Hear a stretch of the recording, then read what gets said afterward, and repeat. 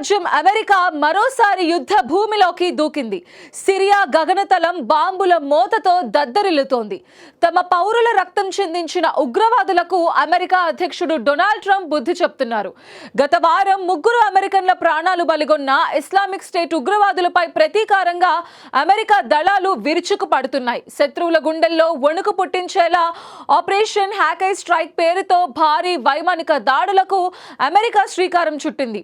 ఉగ్రవాద స్థావరాలే లక్ష్యంగా నిప్పుల వర్షం కురిపిస్తున్న ఈ దాడులు ఇప్పుడు ప్రపంచవ్యాప్తంగా సంచలనం సృష్టిస్తున్నాయి. అసలు ఈ ఆపరేషన్ వెనుక ఉన్న వ్యూహం ఏంటి? ట్రంప్ ఇచ్చిన గంభీర హెచ్చరిక ఏంటి? ఇప్పుడు చూద్దాం.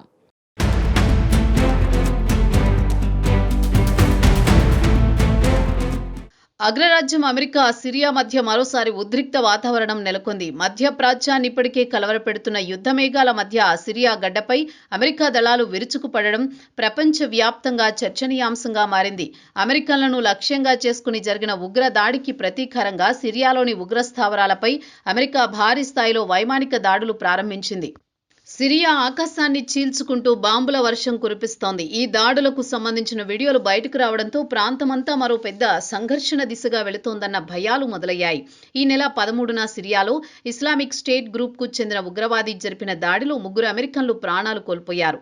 మరో 3 అమెరికా సర్వీస్ సభ్యులు తీవ్రంగా గాయపడ్డారు. ఈ దాడి అమెరికా వర్గాల్లో తీవ్ర ఆగ్రహాన్ని రగిలించింది. తమ పౌరుల రక్తానికి ప్రతీకారం తప్పదన్న నిర్ణయానికి వాషింగ్టన్ వచ్చింది. అదే నిర్ణయానికి కొనసాగింపుగా సిరియాలోని ఉగ్రముఖలను లక్ష్యంగా చేసుకుని అమెరికా వైమానిక దాడులు చేపట్టింది. ఈ దాడులపై అమెరికా అధ్యక్షుడు ట్రంప్ స్వయంగా స్పందించారు. రక్షణ మంత్రి పీట్ హెగ్సెత్ తో కలిసి ఈ ఆపరేషన్ కు సంబంధించిన వివరాలు వెల్లడించారు. సిరియాలో ఐసిస్ ఉగ్రవాదులను పూర్తిగా అణచివేయాలనే లక్ష్యంతో ఆపరేషన్ హ్యాక్ ఐ స్ట్రైక్ ను ప్రారంభించినట్లు ట్రంప్ ప్రకటించారు. ఇది కేవలం ఓ దాడి కాదని, ఉగ్రవాద అరాచకాలకు అమెరికా ఇచ్చిన గట్టి జవాబని ఆయన స్పష్టం చేశారు. అమెరికన్లపై దాడి చేస్తే ఎలా స్పందిస్తాయో ప్రపంచానికి మరోసారి చూపించామన్నారు. ఇక సోషల్ మీడియా వేదికగా స్పందిస్తూ ఈ వైమానిక దాడులు ఐసిస్ కు చెందిన బలమైన స్థావరాలను లక్ష్యంగా చేసుకున్నాయని ట్రంప్ తెలిపారు. ఉగ్రవాదులు దాక్కున్న శిబిరాలు, ఆయుధాగారాలు, లాజిస్టిక్ కేంద్రాలను నేలమట్టం చేసినట్టు పేర్కొన్నారు.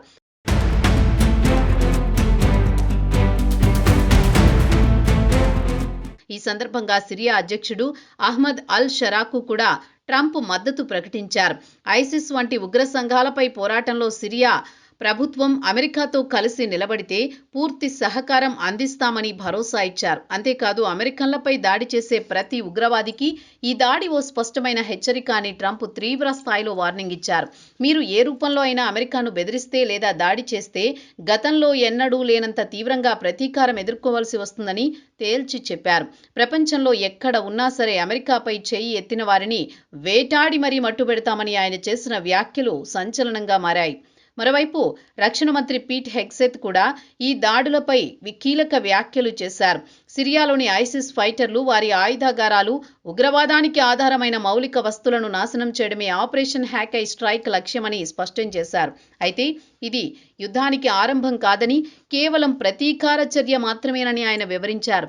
డిసెంబర్ 13న ఫాల్మైరా ప్రాంతంలో అమెరికా దళాలపై జరిగిన దాడికి ప్రతిగా ఈ ఆపరేషన్ను చేపట్టినట్టు చెప్పారు. అధ్యక్షుడు ట్రంప్ నాయకత్వంలో అమెరికా ప్రజల భద్రత విషయంలో ఎలాంటి రాజీ ఉండదని హెగ్సెత్ స్పష్టం చేశారు.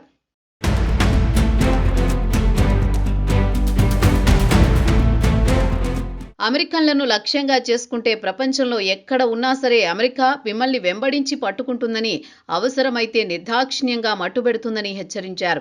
ఈ వ్యాఖ్యలు ఉగ్రవాద సంస్థలకు మాత్రమే కాదు, వాటికి మద్దతు ఇచ్చే దేశాలు, శక్తులకు కూడా గట్టి సందేశంగా మారాయి. ఈ పరిణామాలతో సిరియాలో ఇప్పటికే క్లిష్టంగా ఉన్న పరిస్థితి మరింత ఉద్రిక్తంగా మారింది. ఒకవైపు అంతర్గత సంక్షోభం, మరోవైపు వివిధ ఉగ్ర సంఘాల కార్యకలాపాలు. ఇప్పుడు అమెరికా వైమానిక దాడులతో ఆ దేశం మరోసారి యుద్ధ భయాలతో వణికిపోతోంది. ముఖ్యంగా మధ్యప్రాచ్యంలో అమెరికా జోక్యం పెరుగుతుండటంతో ఇరాన్, రష్యా వంటి శక్తులు ఎలా స్పందిస్తాయన్న అంశంపై అంతర్జాతీయ వర్గాల్లో చర్చ జరుగుతోంది. మొత్తానికి సిరియాలో ఐసిస్ ఉగ్రవాదులపై అమెరికా ప్రారంభించిన ఆపరేషన్ హ్యాక్ ఐ స్ట్రైక్ కేవలం ఓ ప్రతీకార చర్యగా ఆగుతుందా, లేదా ఇది మరో పెద్ద యుద్ధానికి నాంది పలుకుతుందా అన్న ప్రశ్నలు ఇప్పుడు ప్రపంచవ్యాప్తంగా చర్చనీయాంశంగా మారాయి. అమెరికా హెచ్చరికలు ఎంత గట్టిగా ఉన్నాయో దానికి ఉగ్ర సంఘాలు, ప్రాంతీయ శక్తులు ఎలా స్పందిస్తాయన్నదే రానున్న రోజుల్లో మధ్యప్రాచ్య భవితవ్యాన్ని నిర్ణయించనుంది.